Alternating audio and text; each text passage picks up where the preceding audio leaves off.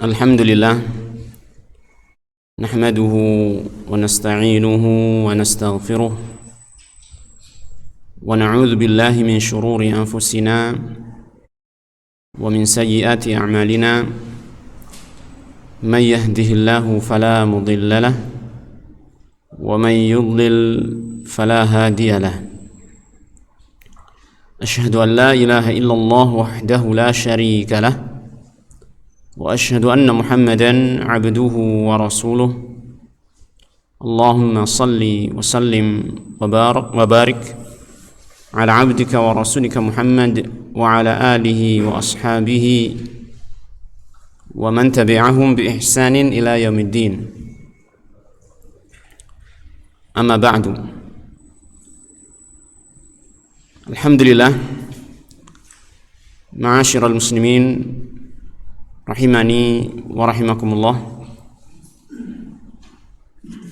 Pertama-tama kita panjatkan puji syukur kepada Allah Subhanahu wa taala di mana malam hari ini kita bisa kembali duduk bermajelis untuk melanjutkan pembacaan kitab yang sangat bermanfaat bagi kita insyaallah, yaitu kitab Aqidatut Tauhid wa Bayanu ma yudadduha atau yanqusuha, itu akidah tauhid dan penjelasan berbagai perkara yang bertentangan ataupun menguranginya, baik itu berupa kesyirikan ataupun yang lain sebagainya.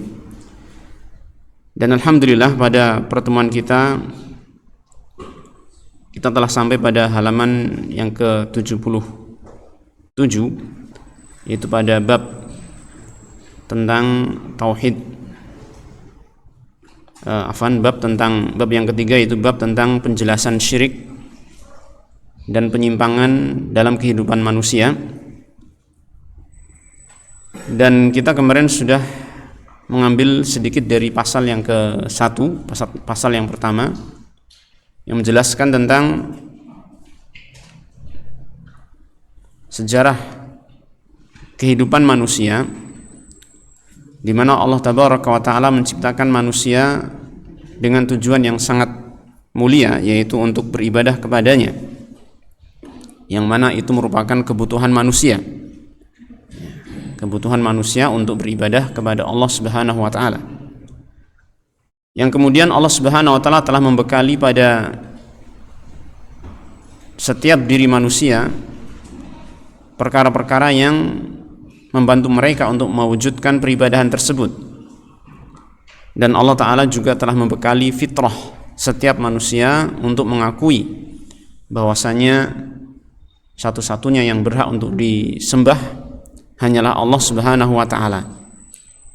Maka kalau kita lihat sejarah kehidupan manusia, dan ini sudah diterangkan juga oleh para ulama, manusia yang pertama kali yaitu Nabi Adam alaihissalam, kemudian Allah Ta'ala memberikan pasangannya yaitu Hawa, dari keduanya kemudian melahirkan anak keturunan sedikit demi sedikit yang kemudian menjadi banyak. Maka generasi awal-awal manusia, sebagaimana diterangkan kemarin, telah disampaikan nukilannya dari Abdullah bin Abbas radhiyallahu anhuma, yang dia mengatakan kana baina Adam wa Nuh 10 qurun kulluhum 'alal Islam, bahwasanya antara Adam dan Nuh itu ada sekitar 10 qurun, 10 generasi atau 10 abad, yang mana seluruh generasi ini atau seluruh manusia yang hidup di zaman itu berada di atas Islam. Maksudnya adalah masih bertauhid kepada Allah Subhanahu wa Ta'ala, walaupun mungkin saja terjadi perbuatan dosa-dosa di tengah-tengah mereka, tetapi dosa-dosa tersebut bukanlah dosa yang mengeluarkan dari Islam.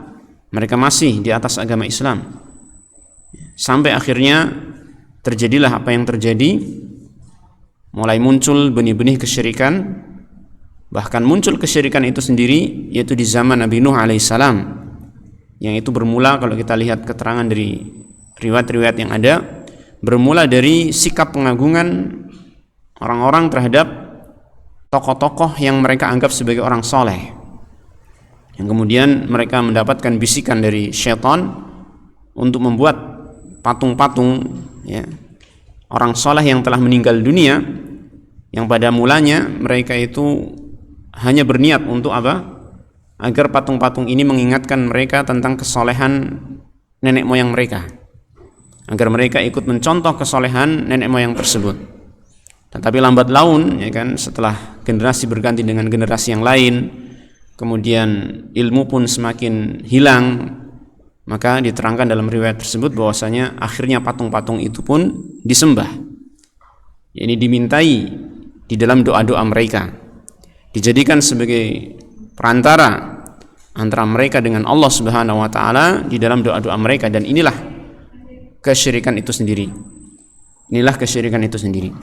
Maka dengan terjadinya kesyirikan ini, Allah pun akhirnya mengutus utusannya, yaitu Rasul yang pertama kali, yaitu Nabi Nuh alaihi salam. Maka dari sini kita ketahui bahwasanya Rasul adalah seorang laki-laki yang diberi wahyu oleh Allah Tabaraka wa Ta'ala, yang diutus oleh Allah Ta'ala untuk mengembalikan umat manusia dari kesyirikan menuju kepada tauhid. Ya. Ini tentang Rasul. Ya.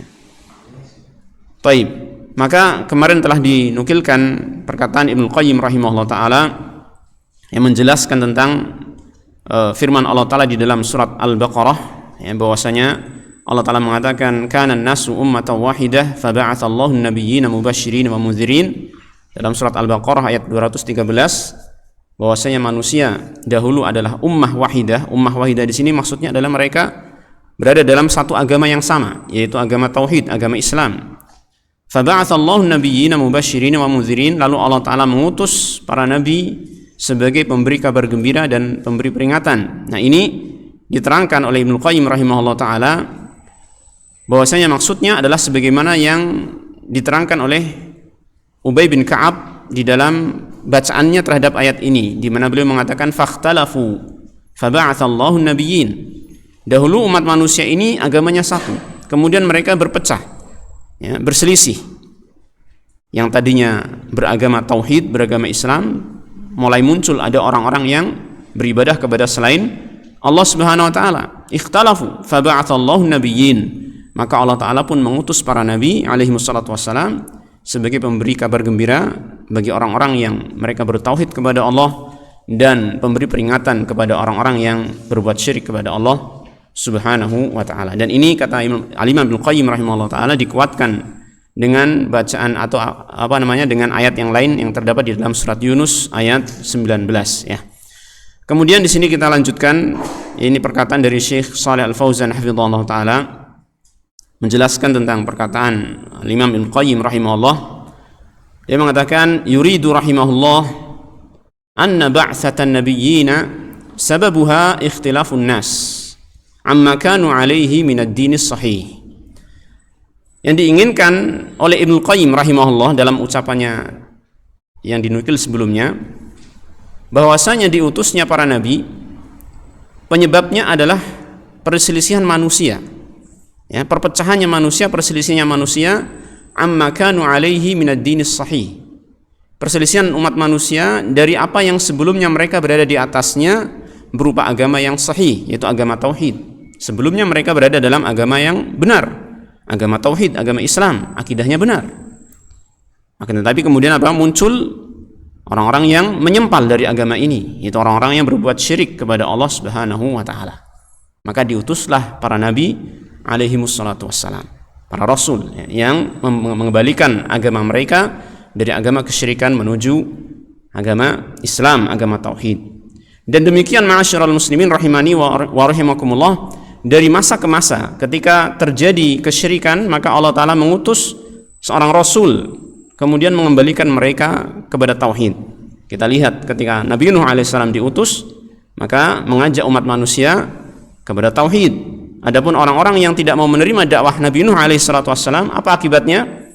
Maka Allah Ta'ala mengazab mereka, Allah membinasakan mereka, menghabiskan mereka, sehingga di bumi ini hanya ada orang-orang yang bertauhid, ini dari Nabi Nuh alaihissalam dan para pengikutnya. Kemudian berkembang kehidupan, ya, dari generasi-generasi, dan muncul kembali kesyirikan-kesyirikan, yaitu di zamannya Nabi Hud alaihissalam. Maka kemudian Allah Ta'ala mengutus Nabi Hud, ya kan? Mengutus Nabi Hud untuk mengembalikan umatnya kepada tauhid kembali. Maka orang-orang yang mengikuti Nabi Hud alaihissalam, mereka adalah orang-orang yang diselamatkan oleh Allah Tabaraka wa Ta'ala, dan orang-orang yang tidak mau mengikuti Nabi Hud, yang mereka masih berbuat syirik, maka mereka dibinasakan oleh Allah Subhanahu wa Ta'ala. Tegak kembali tauhid sebagaimana sedia kala. Terus berganti generasi kepada generasi yang lain sampai akhirnya muncul kembali kesyirikan di zamannya Nabi Saleh alaihissalam, ya. Kemudian Nabi Saleh pun diutus, ya kan, kemudian mengembalikan umat manusia kepada tauhid, dan begitu seterusnya dari zaman ke zaman sampai akhirnya ma'asyiral muslimin rahimani wa rahimakumullah, di zaman sebelum diutusnya Nabi Muhammad sallallahu alaihi wasallam pun demikian, ya. Kesyirikan merebak, kesyirikan merajalela, dan ini diterangkan kisahnya, sejarahnya oleh Syekh di sini dalam kitab ini. Beliau mengatakan, kama kanatil arabu, sebagaimana dahulu bangsa Arab. Ini mulai berpindah sejarahnya dari sejarah umat manusia yang terdahulu sampai sejarah sebelum diutusnya Nabi Muhammad sallallahu alaihi wasallam. Tapi dalam masa yang cukup jauh, bukan dekat-dekat sebelum Nabi Muhammad SAW diutus, tapi sudah agak lumayan jauh, gitu kan? Kama kanatil arabu ba'da dzalika ala dini Ibrahim, sebagaimana bangsa Arab setelah itu, mereka sebelumnya adalah apa? Berada di atas agamanya Nabi Ibrahim. Nabi Ibrahim agamanya apa? Tauhid. Bahkan beliau termasuk seorang yang dikatakan oleh Allah Ta'ala sebagai Imamul Hunafa, ya kan? Sebagai panutannya para ahli tauhid, orang yang lurus. Nah, ini Ibrahim alaihissalatu wassalam. Taib. Hatta ja'a Amr bin Luhai al-Khuzai, sampai datang di kalangan bangsa Arab ini, ya kan, seorang yang namanya Amr ibn Luhai al-Khuzai. Amr ibn Luhai al-Khuzai faghayyara dina Ibrahim, dia mengubah agamanya Nabi Ibrahim. Ini sejarah mulai munculnya apa? Kesyirikan di bangsa Arab. Tidak disebutkan di sini tentang tahunnya berapa, dan saya juga belum ketemu tentang tahunnya berapa, tapi ada sebagian dari kisah-kisah tentang Amr bin Luhai al-Khuzai ini, tentang bagaimana proses dia membawa kesyirikan ke tanah Arab. Nanti kita sedikit terangkan, ya. Ghayyara dina Ibrahim, dia mengubah agamanya Nabi Ibrahim, ini dari agama yang aslinya adalah tauhid menjadi agama yang penuh dengan kesyirikan, walaupun ritual-ritual ibadahnya itu masih ada. Sehingga kita tahu, ya, pada zaman Nabi Muhammad SAW diutus itu, orang musyrik Arab itu juga masih melaksanakan ritual-ritual ibadah sebagaimana ibadahnya Nabi Ibrahim, yaitu haji, ya kan? Hanya saja di dalam ibadah tersebut penuh dengan apa? Kesyirikan-kesyirikan. Bahkan di sekitar Ka'bah ada diriwayatkan ada berapa? 360 berhala. Dan ini adalah merupakan hasil dari usahanya siapa ini tadi? Amr bin Luhai al-Khuzai. Nah, وجلب الأصنام إلى أرض العرب وإلى أرض الحجاز بصفة خاصة فعبدت من دون الله وانتشر الشرك في هذه البلاد المقدسة وما جاورها.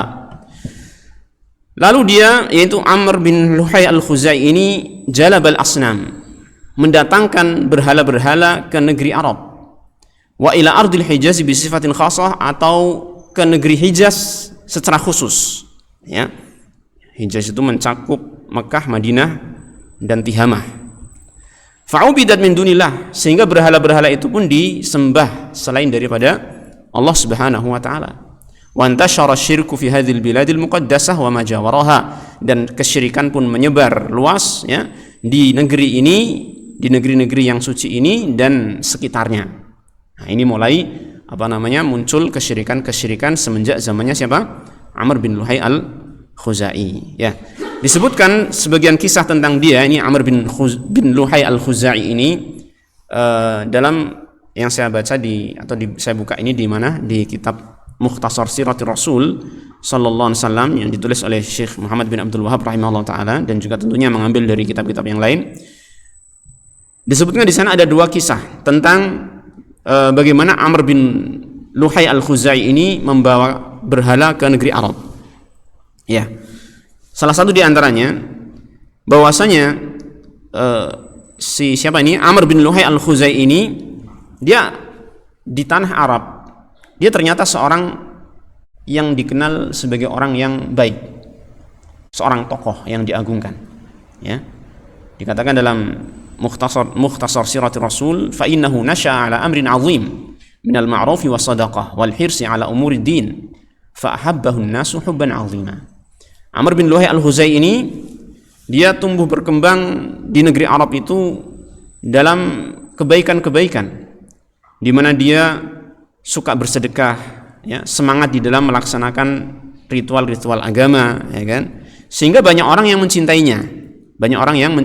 Sampai akhirnya Amr bin Luhai al-Huzai ini disebutkan dia mendapatkan diberikan kekuasaan di kota Mekah, dan dia juga mendapatkan kekuasaan untuk mengurusi Baitullah, Ka'bah. Jadi dia diberi kekuasaan untuk itu, ya. Suatu ketika dia itu pergi ke negeri Syam. Tsumma safara ila Syam. Ketika dia pergi ke negeri Syam, di sana di negeri Syam dia melihat orang-orang menyembah berhala. Banyak orang yang menyembah berhala. Lalu dia fastahsana dzalika wa dhannahu haqqan. Dia menganggapnya hal itu adalah sebuah kebaikan dan mengira itu adalah kebenaran. Ya, jadi terpikat dengan yang dia dapatkan, yang dia lihat di negeri Syam, ya. Terpikat dengan apa yang dilihat di sana. Tentunya ini karena apa? Pertama adalah karena apa? Karena sedikitnya ilmu, karena kurangnya ilmu. Dia tidak memahami tentang ini adalah merupakan kesyirikan. Ringkas cerita, kemudian dia pun kembali ke Mekah.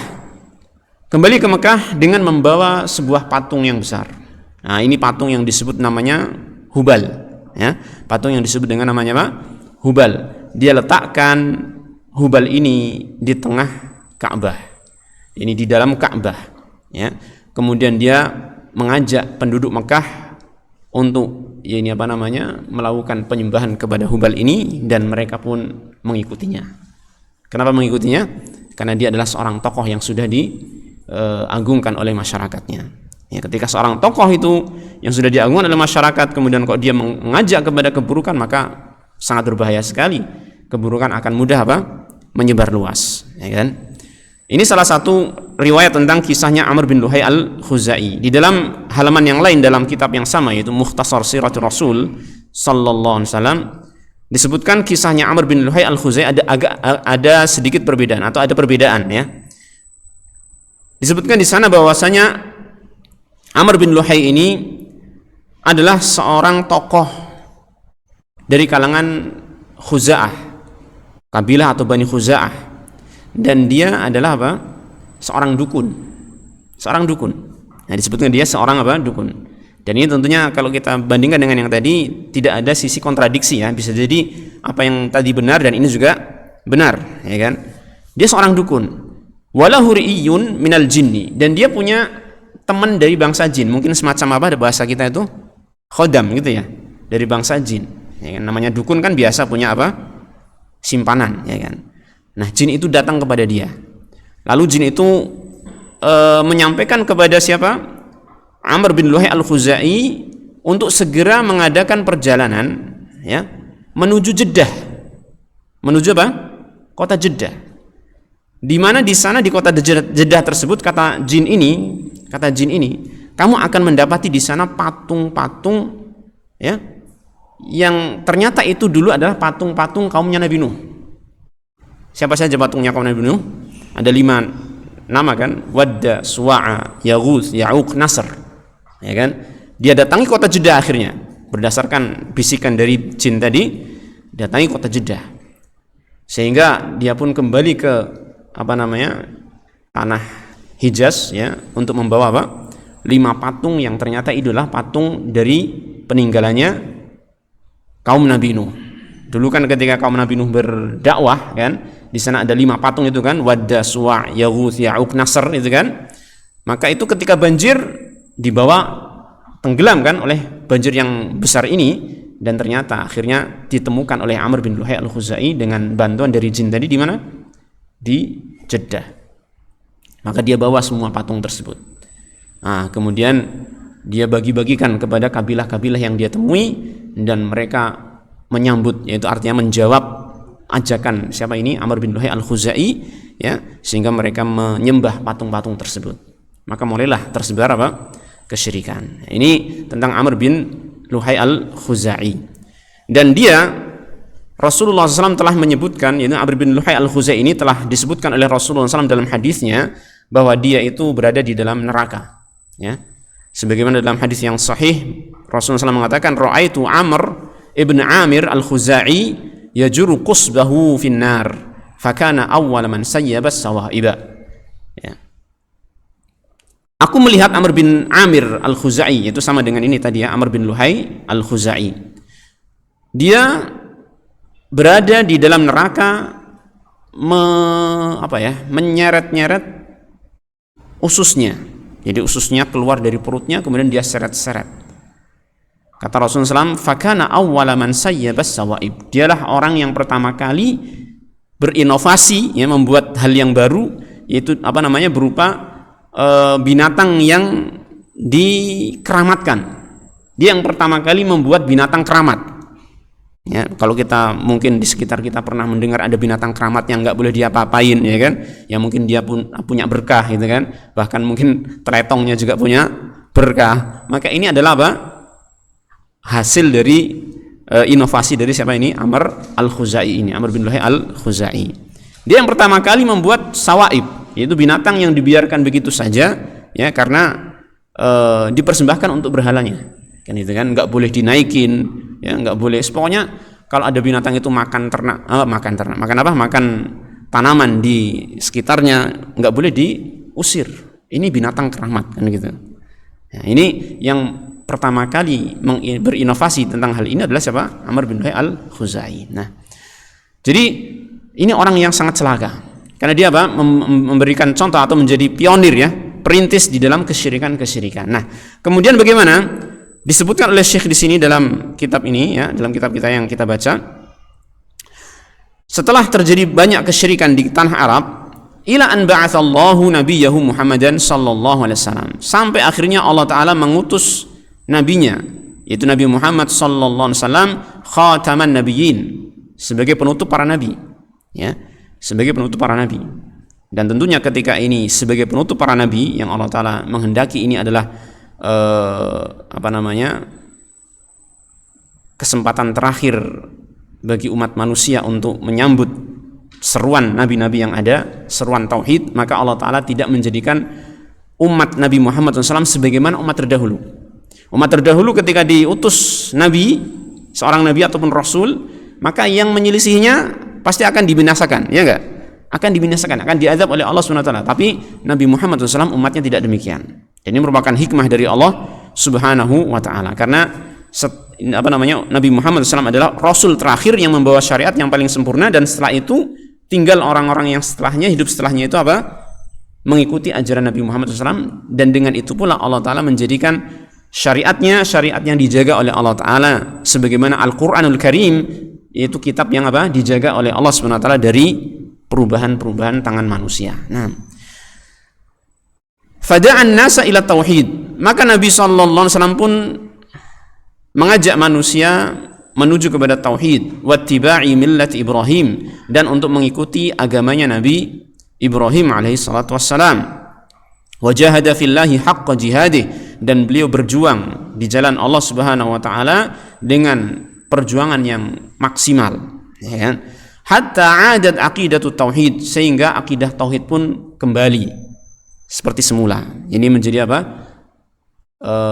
menyebar luas akidah tauhid setelah Nabi Muhammad sallallahu alaihi wasallam mendakwahkan tauhid ini. Hatta adat aqidatut tauhidi wa millatu Ibrahim, sehingga kembalilah akidah tauhid dan agamanya Nabi Ibrahim alaihissalatu wassalam. Wa kasaral asnama, dan beliau pun ini menghancurkan berhala-berhala yang ada. Wa akmalallahu bihiddin, dan Allah Ta'ala menyempurnakan agama dengan beliau sallallahu alaihi wasallam.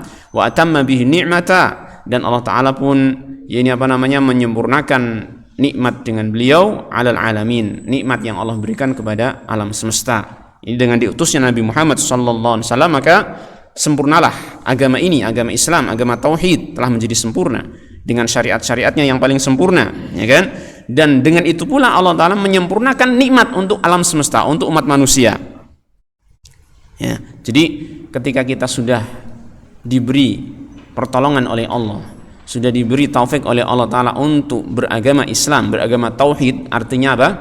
Allah Ta'ala menyempurnakan nikmat kepada kita. Ya, walaupun mungkin secara materi, secara benda, harta benda, secara duniawi kita kalah jauh dari orang-orang kafir misalkan, tapi nikmat yang Allah berikan kepada orang kafir itu tidak sempurna. Ingat ini ya, jangan sampai kita tertipu dengan dunia. Ya, nikmat yang ada pada orang kafir walaupun kita lihat secara pandangan kita itu besar, yakni terkait dengan nikmat dunia, tapi jauh lebih rendah dibandingkan yang Allah berikan kepada kita.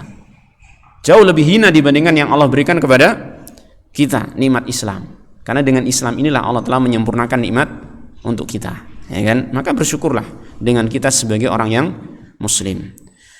Wasarat ala nahjihil qurunul mufaddalatu min sadri hadhil ummah, dan berjalanlah ini di atas jalan beliau sallallahu alaihi wasallam al-qurunul mufaddalah, generasi-generasi yang utama min sadri hadhil ummah, yakni dari awal umat ini, para sahabat radhiyallahu anhum, kemudian siapa? Tabi'un, tabi'ut tabi'in.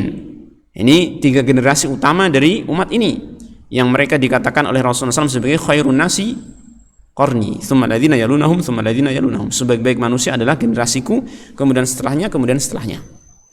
Maka para ulama rahimahumullah taala telah menjelaskan kepada kita, tatkala mereka para sahabat tabi'un dan tabi'ut tabi'in adalah generasi terbaik di dalam Islam. Ya, kalau kita ingin mendapatkan kebaikan dalam beragama, maka tidak ada jalan kecuali kita harus mengikuti jalannya mereka, para sahabat radhiyallahu anhum ajma'in, para tabi'un dan tabi'ut tabi'in. Dan itu nyata, ma'asyiral muslimin rahimani wa rahimakumullah, bahwasanya penyimpangan-penyimpangan kelompok-kelompok yang ada dalam akidahnya, ya, dalam keyakinannya, mereka karena apa? Tidak mengikuti akidahnya para sahabat. Itu nyata, ya kan? Kalau kita lihat rujukan akidah-akidah yang menyimpang, maka kitab-kitab mereka itu kosong dari nukilan-nukilan dari para sahabat, dari para tabi'in, para tabi'ut tabi'in. Berbeda dengan kitab-kitabnya Ahlus Sunnah wal Jamaah. Ya, terutama kitab-kitab yang terdahulu ya. Kalau kitab-kitab zaman sekarang ya seperti ini, tidak ada nukilan-nukilan yang secara sanad tidak. Tetapi tetap ada nukilan-nukilan dari ulama terdahulu. Pasti kitab-kitab akidah Ahlus Sunnah wal Jamaah ya, mereka banyak nukilan-nukilan dari para sahabat, para tabi'in, tabi'ut tabi'in dalam masalah akidah. Yang ini menjadikan kita itu tentram ya untuk mengikuti akidah ini. Kenapa? Karena ini loh, akidah kita itu seperti yang dimiliki oleh para sahabat, para tabi'in, tabi'ut tabi'in, yang mereka adalah khairun nas, sebaik-baik manusia. Maka ini harus kita pegangi ya. Jangan tertipu dengan akidahnya mereka-mereka, orang-orang yang tidak seperti ini jalannya, yang mereka menghias-hiasi akidah mereka dengan logika. Kayaknya mereka orang yang pandai, cerdas, memiliki logika, akidahnya kayaknya logis. Tapi ternyata ketika orang-orang yang cerdas dari kalangan Ahlus Sunnah menilai yakni logika mereka, sebenarnya itu tidaklah benar sesuai dengan logika, tidak. Jauh dari akal. Ya, sangat bertentangan dengan akal-akal yang sehat. Jadi itu hanya propaganda saja, itu hanya hiasan-hiasan para syaitan saja, sehingga cukup kita untuk mengikuti akidahnya orang-orang terdahulu, akidahnya sahabat, akidahnya tabi'in, tabi'ut tabi'in, yang mana mereka ini sebagai penerus dari siapa tadi? Rasulullah sallallahu alaihi wasallam. Maka diterangkan di sini, kita lihat, ini beliau sedang menerangkan sejarahnya. Jadi beliau Rasulullah SAW ini kan mengajak manusia untuk bertauhid, kan gitu kan. Dan siapa yang mengikuti beliau? Generasi yang utama, sahabat, tabi'ut tabi'in, sahabat tabi'in dan tabi'ut tabi'in, gitu kan. Kemudian beliau mengatakan ila anfashal jahlu fil qurunil mutaakhirah, sampai akhirnya tersebarlah kebodohan pada qurunil mutaakhirah, pada abad-abad belakangan atau pada generasi-generasi belakangan. Kebodohan yang dimaksud tentunya adalah kebodohan terkait dengan apa? Riwayat-riwayat dari para salaf. Itu yang dimaksud. Bukan kebodohan terhadap logika, bukan. Ya. Karena zaman-zaman belakangan itu malah mereka itu ramai banyak orang yang mempelajari tentang filsafat, logika, tetapi itulah yang menyebabkan mereka menyimpang. Makanya para ulama mengatakan mengilmui filsafat ataupun ilmu kalam seperti ini yang dikaitkan dengan masalah ketuhanan, ya, dikaitkan dengan masalah akidah, itu merupakan kebodohan. Sedangkan tidak tahu tentang ilmu kalam itu adalah merupakan ilmu. Gitulah. Nah, ketika merebak kebodohan, yaitu kebodohan terhadap riwayat-riwayat dari salaf, kebodohan tentang akidah yang sahihah, wa dakhalaha ad-dakhilu min ad-diyanatil ukhra, nah ini disebutkan, dan masuk ke dalamnya ini sisipan atau susupan, ya, susupan dari agama-agama yang lain. Nampaknya ini mengisyaratkan kepada ilmu filsafat, yang ini tidak lain adalah bermula dari agamanya orang-orang atau dari ilmunya siapa? Orang-orang Yunani. Tokoh-tokoh filsafat itu siapa? Mungkin antum lebih tahu, ya. Ada namanya siapa? Aristoteles, bapaknya filsafat, ya, katanya. Terus ada Plato dan lain sebagainya. Dan itu memang yang menjadi rujukan mereka ini. Ya.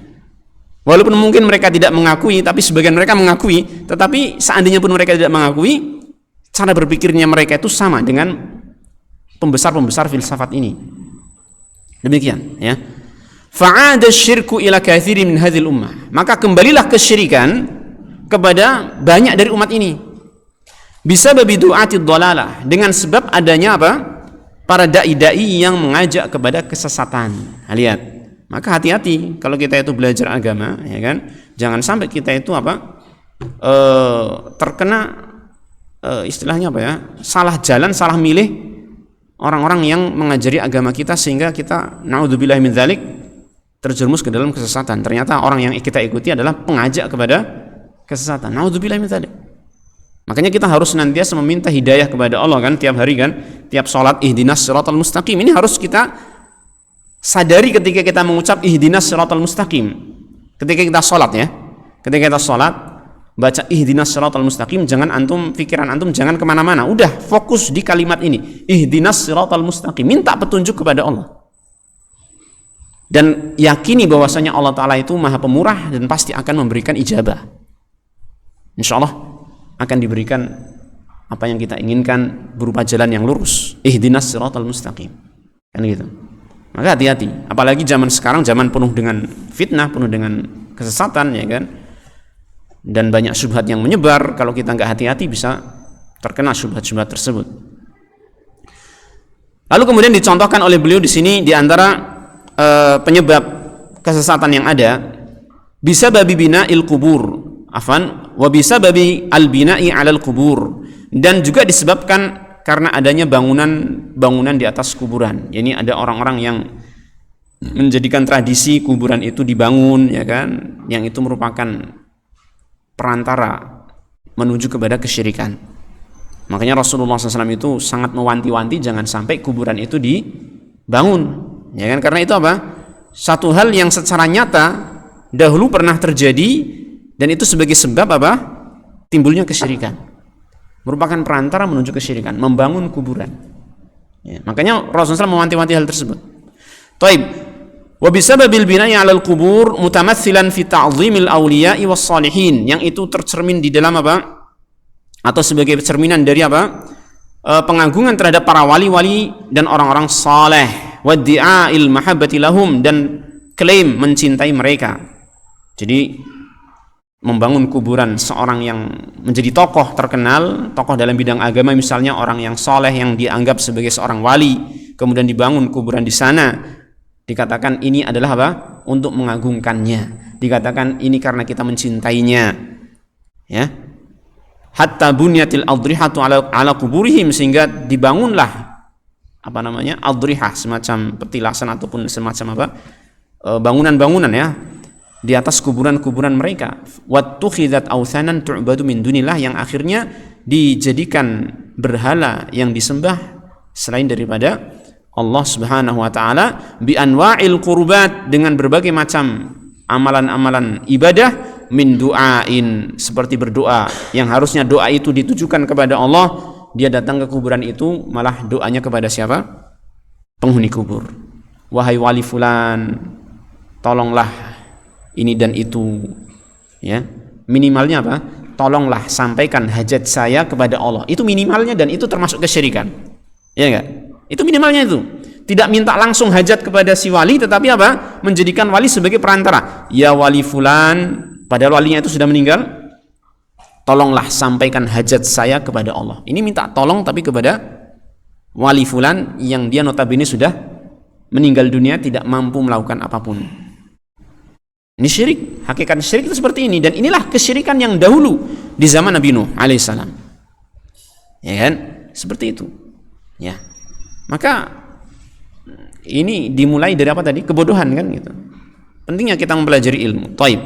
Bi anwa'il qurbati min du'ain wastighatsatin wa dzabhin wa nadhrin li maqamihim.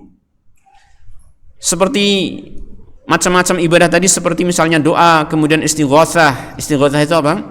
Istighatsah adalah meminta agar dihilangkan musibah dan bencana. Wa dzabhin, dan menyembelih untuk mengagungkan penghuni kubur ini. Ini kesyirikan yang besar, ya. Menyembelih untuk mengagungkan penghuni kubur. Wa nadhrin li maqamihim, dan bernazar karena kedudukan mereka, untuk kedudukan mereka. Wa sammau hadza syirka tawassulan bis-shalihin, dan mereka menamai kesyirikan ini sebagai tawassul, sebagai apa?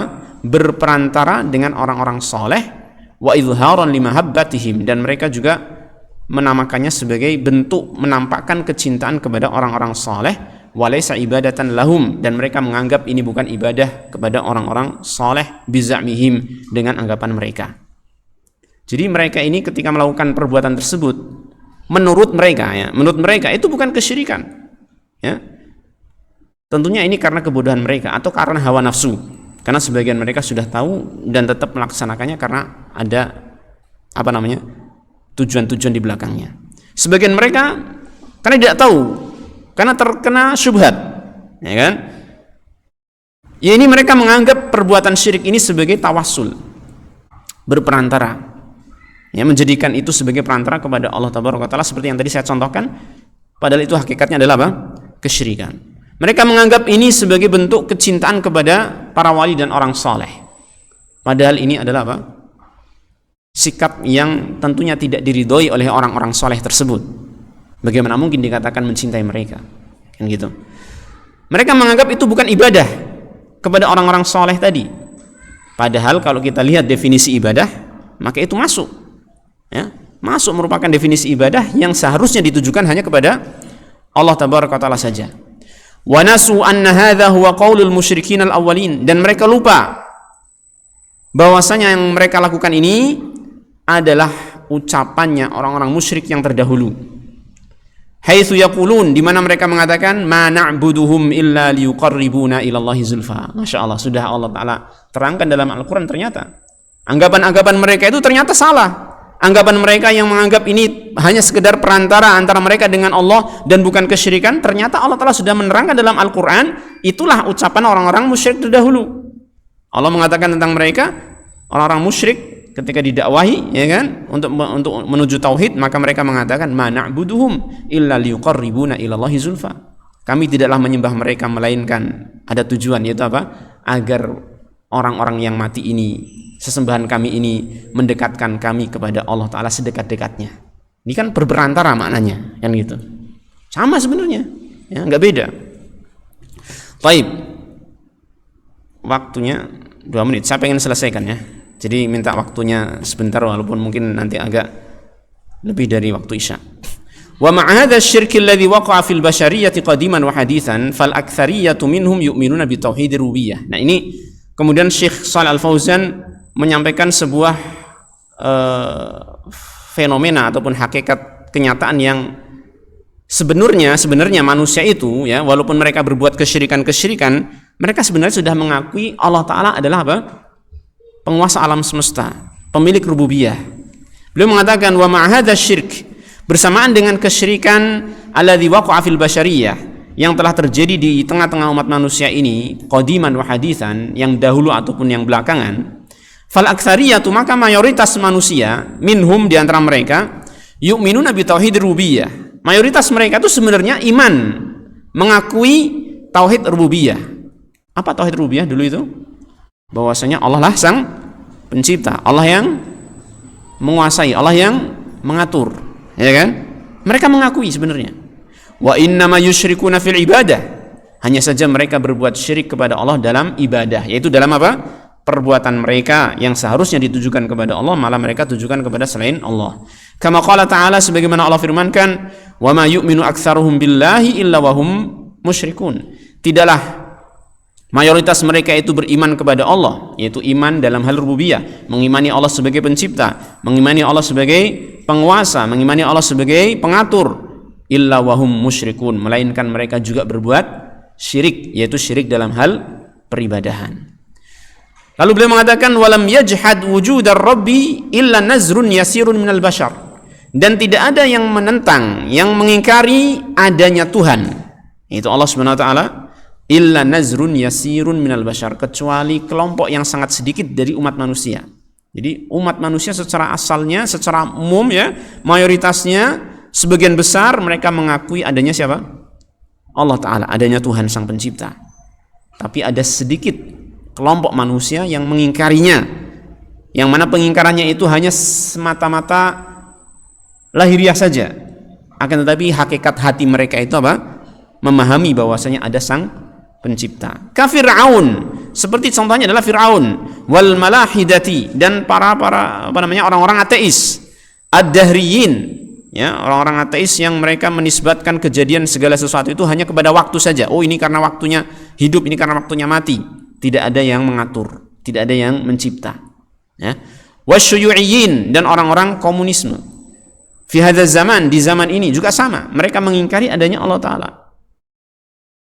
Wajuhuduhum, dan yang perlu kita ketahui bahwasanya pengingkaran mereka bihi, terhadap Allah Ta'ala, pengingkaran mereka terhadap adanya Allah Ta'ala, mimbabil mukabarah, hanya sekadar apa? Semata-mata mukabarah, kesombongan yang mereka ungkapkan, kesombongan yang mereka tampakkan. Wa illa, ya, karena pada hakikatnya fahum muttarruna ilal iqrari bihi fi batinihim wa qararati nufusihim, karena mereka sesungguhnya apa? Secara terpaksa mau tidak mau, muttarrun, ya kan, ilal iqrar, untuk mengakui adanya Allah Ta'ala, fi batinihim, di dalam batin mereka, wa qararati nufusihim, dan di dalam lubuk hati mereka yang paling dalam. Mereka mengakui, mau tidak mau, itu pasti. Ya, bagaimana tidak, bukti-bukti tentang adanya Allah Ta'ala itu melimpah ruah di alam semesta ini. Langit, bumi, keberadaan diri mereka, semuanya adalah bukti akan adanya Allah Subhanahu wa taala. Makanya ini semua disebut apa? Alam. Kenapa disebut alam? Karena dia menjadi tanda akan adanya siapa? Allah Subhanahu wa taala. Kama qala ta'ala, sebagaimana Allah berfirman tentang keadaan mereka yang mereka mengingkarinya secara lahiriah saja, secara istilahnya kesombongan saja, ya kan? Wajahadu biha wastaiqanatha anfusuhum dzulma wa 'uluwa. Mereka itu mengingkarinya. Ini terkait dengan mukjizat-mukjizat, bukti-bukti yang dibawakan oleh Nabi Musa alaihissalam kepada Fir'aun dan bala tentaranya. Mereka mengingkarinya, dan padahal jiwa-jiwa mereka, hati-hati mereka itu meyakininya. Ya, mereka melakukan hal ini, melakukan pengingkaran karena apa? Kezaliman dan kesombongan mereka. Wa uquluhum ta'rifu anna kulla makhluqin la budda lahu min khaliqin. Akal-akal mereka pasti tahu bahwasanya semua makhluk itu mau tidak mau harus ada yang mencipta. Akal mereka itu pasti tahu. Ya. Bagaimana tidak? Lah, mereka setiap hari itu melakukan perbuatan-perbuatan. Di antara mereka ada sebagai pembuat karya, gitu kan. Kalau mereka punya hasil karya, misalkan HP gitu ya, tanya, ini HP ini muncul dengan sendirinya ya, nggak ada yang membuat, mereka pasti akan mengingkari, ya nggak? Ya itu, karena mereka tahu ini pasti nggak mungkin wujud HP ini kecuali ada pabriknya, ada produsennya, kan gitu, ada yang membuatnya. Lalu bagaimana dengan manusia yang seperti ini, yang lebih hebat daripada HP, ya nggak? Masa nggak ada yang mencipta, kan gitu. Mereka sebenarnya mengakuinya. Wa kullu mawjudin labudda lahu min mujid. Mereka juga mengetahui bahwasanya segala sesuatu yang ada, mau tidak mau pasti harus ada yang mengadakan. Wa anna nizama hadzal kaunil mundhabita daqiqa labudda lahum min mudabbir. Dan bahwasanya keteraturan alam ini yang begitu teratur, yang sangat teliti, ya, detail. Mau tidak mau mesti harus ada yang apa? Mengaturnya. Kita lihat setiap hari silih berganti, siang malam, sampai bisa dihitung dengan hitungan apa? Jam, detik, ya kan? Bisa dihitung tuh. Sehari semalam mesti 24 jam. Itu kan menunjukkan kalau alam ini begitu teratur kan gitu kan. Kalau nggak teratur nggak mungkin bisa kita bikin jam seperti ini untuk menunjukkan waktu-waktu kan gitu. Ini sangat teratur sekali. Mungkinkah keteraturan ini tanpa pengatur? Akal mereka pasti mengingkarinya. Mesti harus ada yang mengatur, ya kan? Yang mana pengatur tersebut hakimin qadirin alim, mestinya dia adalah sang pengatur yang memiliki sifat hikmah, ya kan? Kemudian memiliki kemampuan, memiliki ilmu, ya. Man ankarahu fahuwa imma faqidun li aqlihi aw mukabirun. Maka orang yang mengingkari adanya Allah Ta'ala, mau tidak mau hanya ada dua kemungkinan. Imma faqidun li aqlih, dia orang yang kehilangan akalnya. Karena kalau kita bicara tentang akal itu pasti menunjukkan akan adanya siapa? Allah. Ini kok mereka mengingkari? Apakah kamu gila? Apakah kamu gak punya akal? Ini kemungkinan pertama, ya kan? Kalau mereka masih punya akal, berarti kemungkinan yang kedua apa itu? Au mukabirun, atau berarti orang tersebut adalah orang yang sombong, tidak mau menerima apa yang ditunjukkan oleh akal mereka sendiri, kan gitu. Qad algha aqlahu, yang dia orang yang sombong ini telah membuang akalnya, ya, wasafiha nafsahu, dan telah membodohkan dirinya sendiri.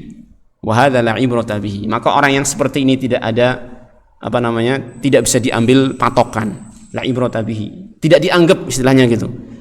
Kalau mereka berbicara tentang masalah agama, enggak usah dianggap saja, mereka akalnya sudah enggak mereka akui sendiri, kan gitu. Ya sudah, maka dalam kita beragama kita jangan memakai orang-orang yang seperti itu, kan gitu. Kita harus kembali kepada siapa? Rasulullah sallallahu alaihi wasallam dan orang-orang yang meniti jalan beliau, yaitu dari kalangan para sahabat radhiyallahu anhum ajma'in, kemudian tabi'un dan tabi'ut tabi'in. Dan alhamdulillah jalan mereka sangat jelas, ya, sesuai dengan fitrah, sesuai dengan akal, tinggal kita mempelajarinya saja. Dan para ulama dari generasi ke generasi telah menjelaskan jalan tersebut sehingga memudahkan kita. Tinggal kita sungguh-sungguh di dalam mempelajarinya dan terus memohon kepada Allah Subhanahu wa taala hidayahnya agar Allah Ta'ala memudahkan kita dan memberikan taufik kepada kita menuju jalan yang lurus. Amin ya rabbal alamin. Kita akhiri, mudah-mudahan apa yang kita baca ini bermanfaat. Nanti insyaallah kita lanjut pada pembahasan tentang syirik, ya. Kita akan berkenalan dengan syirik, ya.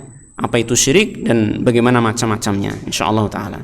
Wassallallahu wasallam ala nabiyyina Muhammadin wa ala alihi wa sahbihi ajma'in wa akhiru da'wana alhamdulillahi rabbil alamin.